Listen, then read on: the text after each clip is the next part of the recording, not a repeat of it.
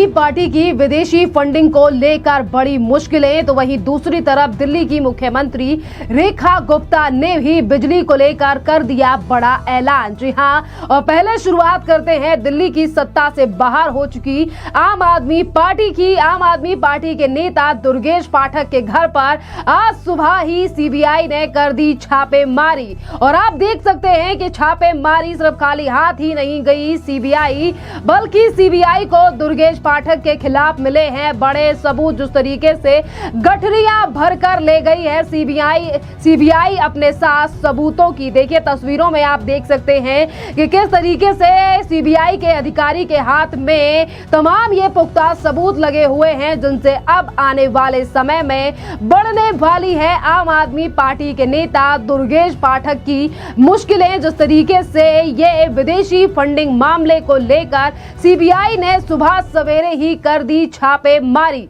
जहां एक तरफ आम आदमी पार्टी के नेता इस सीबीआई की छापेमारी को लेकर भारतीय जनता पार्टी के ऊपर उठा रहे हैं सवाल और कह रहे हैं कि बदनाम या फिर जानबूझ के की गई है ये छापेमारी। तो वहीं दूसरी तरफ भारतीय जनता पार्टी के दिल्ली के अध्यक्ष वीरेंद्र सचदेवा ने आम आदमी पार्टी के ऊपर बड़ा हमला बोलते हुए कहा है कि हमने अभी तक चंदा चोर तो सुना था, पर ये आम आदमी पार्टी तो चंदाखोर पार्टी निकली। अजीब है आम आदमी पार्टी और अरविंद केजरीवाल की ये पार्टी। सुनिए वीरेंद्र सचदेवा का ये बयान। 2027 में चुनाव होने हैं, लेकिन आम आदमी पार्टी, अरविंद केजरीवाल, उनकी पार्टी का चरित्र समझ लीजिए क्या है।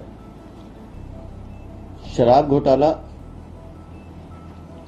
और जिस तरह से पैसे का लेन देन उस घोटाले के माध्यम से हुआ, दुर्गेश पाठक गोवा के प्रभारी थे और दिल्ली में जो पैसा इकट्ठा किया गया वो गोवा के चुनाव में गया, ये जानकारी सबके पास है। लेकिन ये अरविंद केजरीवाल की पार्टी अपने आप में बड़ी अजीब है। हमने पार्टी के चंदे के चंदा चोर नाम तो सुना था, ये आम आदमी पार्टी तो चंदाखोर पार्टी है।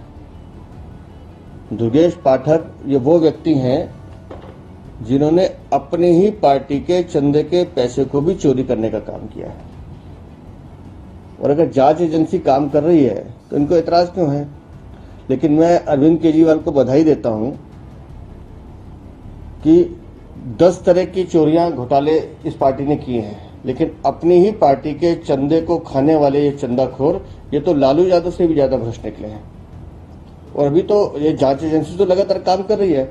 अभी तो मुझे लगता है एक बार पूरी रिपोर्ट आने दीजिए, इसमें कितने लोगों का और पेट भरा गया वो चीज भी सामने आएगी। सर, ये एफसीआरए का क्या मामला है, कुछ इसके बारे में जानकारी है क्या आप लोगों को? देखिए, जो जानकारी आप लोगों के माध्यम से आ रही है कि गोवा चुनाव में जो पैसा लगा था वो दिल्ली की शराब नीति का पैसा था, जिसको पार्टी फंड में यूज किया गया था। और पार्टी फंड का पैसा जहां जैसे भी गया, कुछ रिकवरी वहां हुई भी थी, लेकिन दुर्गेश पाठक ने उस पार्टी के चंदे को हड़पने का काम किया है। तो अब जवाब दुर्गेश पाठक को देना या जिनकी पार्टी का चंदा, सो कॉल्ड चंदा, दलाली का पैसा, या उनको जवाब देना है। सर, ये आम आदमी पार्टी के द्वारा ये कहा जाना कि गुजरात का सह प्रभारी बनाया गया है दुर्गेश पाठक को, इसलिए ये कार्रवाई हो रही है, कितना दम लग रहा है इसमें? इस पार्टी में सब प्रभारी और सह प्रभारी बचे हैं, अलग अलग राज्य के, इनके पास और तो कुछ है नहीं। और दुर्भाग्य से इनके पास मुख्यमंत्री भी एक ही बचा है जो स्टेज तो चला सकता है लेकिन स्टेट नहीं चला पा रहा। तो इस पार्टी का तो अब देखिए क्या क्या होगा, क्योंकि अब इनको यही काम रह गया।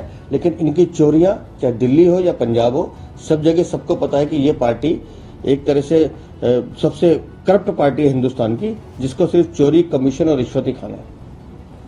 देखिए, एक तरफ बीजेपी लगातार दुर्गेश पाठक के मामले को लेकर आम आदमी पार्टी के ऊपर हमलावर है, और वहीं दूसरी तरफ सीबीआई को मिले ये बड़े और पुख्ता सबूतों से अब आम आदमी पार्टी की कट्टर ईमानदारी की पोल फिर एक बार जनता के सामने खुलने जा रही है। इतना ही नहीं, एक तरफ सीबीआई को दुर्गेश पाठक के खिलाफ ये तमाम बड़े सबूत मिले हैं जो कि आप स्क्रीन पर भी देख रहे हैं, वहीं दूसरी तरफ सीबीआई ने दुर्गेश पाठक के खिलाफ एफसीआरए के तहत मामला भी दर्ज कर लिया है। और ये पहली बार नहीं है जब आम आदमी पार्टी के किसी नेता के खिलाफ अभी इन दिनों छापेमारी की गई हो।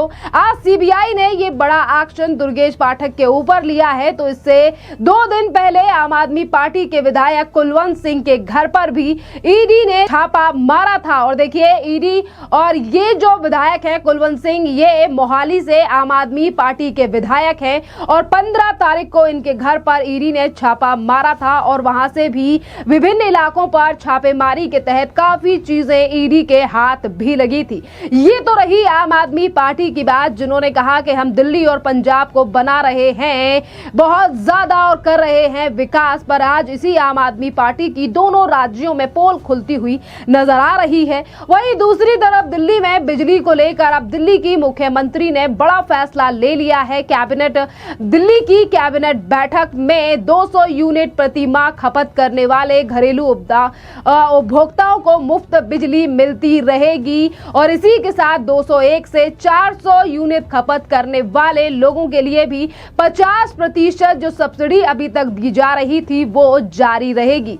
इसी के साथ इस कैबिनेट में यह फैसला भी लिया गया है कि 1984 के जो सिख दंगे हुए थे और यहाँ पर जो तमाम पीड़ित लोग थे, चाहे फिर वो किसान हो, वकील हो, इन तमाम लोगों को जो अभी तक सब्सिडी दी जा रही थी, ये सब्सिडी भी जारी रहेगी। और उस फैसले पर मोहर लगा दी गई है दिल्ली सरकार के द्वारा, दिल्ली की मुख्यमंत्री के द्वारा।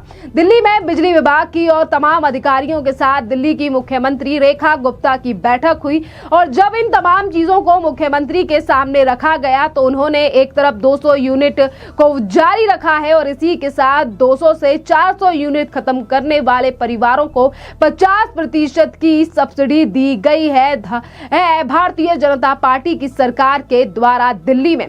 देखिए, एक तरफ तमाम योजनाओं को अभी तक रेखा गुप्ता सरकार ने बरकरार रखा है और वहीं दूसरी तरफ आम आदमी पार्टी ने ये पहले कई बार आरोप लगाया और ये तक कहा था कि अगर हमारी सरकार दिल्ली से जाती है तो रेखा गुप्ता की सरकार तो उस समय नहीं बनी थी, नहीं पता था कि आखिरकार कौन मुख्यमंत्री बनेगा। पर बीजेपी को लेकर आम आदमी पार्टी ने यह जरूर कहा कि अगर इनकी सरकार आती है तो फ्री बिजली बंद हो जाएगी, गरीबों के लिए काम बंद हो जाएंगे। पर आज मुख्यमंत्री रेखा गुप्ता के इन फैसलों ने सीधा तमाचा मार दिया है आम आदमी पार्टी के उन तमाम वादों पर जो उन्होंने दिल्ली की जनता से कहे और कहा कि आप लोगों के लिए फ्री सब्सिडी बंद कर देगी भारतीय जनता पार्टी। और वहीं दूसरी तरफ ये सौगात अभी तक जारी रखी गई है दिल्ली की मुख्यमंत्री रेखा गुप्ता के द्वारा। बात यहाँ पर अगर दिल्ली के विकास और तमाम चीजों को लेकर की जाए तो दिल्ली की कैबिनेट पहले ही कई बड़े फैसलों पर मोहर लगा चुकी है, चाहे फिर वो दिल्ली में नई बस देना हो, जो कि 11,000 बस दिल्ली में उतारी जाएंगी, ये पहले ही कह चुकी हैं दिल्ली की मुख्यमंत्री रेखा गुप्ता। इसी के साथ सड़कों का विनिर्माण और यमुना की सफाई के साथ साथ दिल्ली को किस तरीके से बनाया जाए प्रदूषण फ्री, ये तमाम योजनाएं भी और इन तमाम चीजों को सही करने के लिए भी राज्य सरकार के द्वारा कई अहम फैसले इन दिनों लिए गए हैं, जिस पर रेखा गुप्ता का कहना है कि जो वादे हमने किए हैं वो हम दिल्ली में कर दिखाएंगे, क्योंकि ये आम आदमी पार्टी नहीं बल्कि बीजेपी की सरकार है और जो हम करते हैं वो जनता के लिए कर भी दिखाते हैं। पर उसके बावजूद भी आम आदमी पार्टी कभी अपने नेताओं के ऊपर छापेमारी को लेकर सवाल उठा रही है तो कभी कहा जा रहा है कि दिल्ली के हालात बदल गए। पर तस्वीर आपके सामने है कि एक तरफ कट्टर ईमानदार बताने वाली आम आदमी पार्टी की सच्चाई लगातार इन दिनों सामने आ रही है। पहले अरविंद केजरीवाल के खिलाफ ईडी सीबीआई का एक्शन और फिर अरविंद केजरीवाल पहुंच गए जेल और अब विदेशी फंडिंग मामले में इन्हीं के नेताओं की पोल पट्टी खुल रही है। खैर, आप इस पूरे मामले को कैसे देख रहे हैं और आम आदमी पार्टी के नेताओं पर ये ईडी सीबीआई की लगातार छापेमारी से आपको क्या लगता है कि यही है वो कट्टर ईमानदारी जिसे 10 से 12 साल दिल्ली में रहते हुए अरविंद केजरीवाल ने छुपाने की कोशिश की, जो अब जनता के सामने आ रहा है? अपनी राय हमें कमेंट कर जरूर बताइए। धन्यवाद।